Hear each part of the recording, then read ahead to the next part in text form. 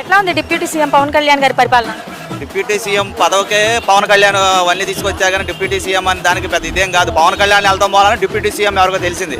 Chandrababu Naidu CM అయినా సరే deputy సీఎంఏ focus అక్కడ. మనం చూసుకుంటే కాకినాడ పోర్టులో బోట్ని సీజ్ చేశారు కదా. సింగం సినిమా చూసారా?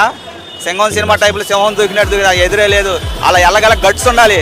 డిపార్ట్మెంట్ మీరు వస్తే రండి, లేకపోతే నేను వెళ్ళి ఎదుర్కొంటానన్న సత్తా ఉన్న ఎవరన్నా నాయకుడు ఉన్నారంటే అది Pawan Kalyan. One and only Pawan Kalyan ఒక మనిషి కాదు, ఆయన ఆర్మీ. షిప్ను కాదు, గాల్లో ఎలిగే విమానాన్ని అయినా సీజ్ చేయగలరు. సత్తా కలిగిన ఎవరయ్యా నాయకుడు అంటే ఒక పవన్ కళ్యాణ్. బోటు సీజ్ చేయడం అంటే రోడ్డు మీద ఆఫ్ సీజ్ చేయడం కాదు కదా. డిపార్ట్మెంట్ కూడా రాటాకు దడిసింది. దాని గురించి లారీలు స్ట్రైక్ చేయించారు. అక్కడ షిప్ యార్డ్లో పనులతో ముఠా వాళ్ళతో స్ట్రైక్ చేయించారు. ఇదంతా సీజ్ చేస్తే మాకు పోతుందండి అని. చంద్రశేఖర్ ఎన్నాళ్ళ నుంచో బినామీ మీద జరుగుతుందని చెప్పి ఆంధ్రప్రదేశ్ అంతా జరుగుతుంది. అది ఈ గవర్నమెంట్లో సీజ్ చేయడం కాదు, 10 సంవత్సరాల నుంచి జరుగుతున్న దాన్ని అడ్డుకట్ట వేసిన మగవాడు ఎవడన్నా ఉన్నాడంటే పవన్ కళ్యాణ్. అధికారులు అందరికీ తెలుసు, చంద్రబాబు నాయుడుకి తెలుసు, జగన్మోహన్ రెడ్డికి తెలుసు, అందరికీ తెలుసు.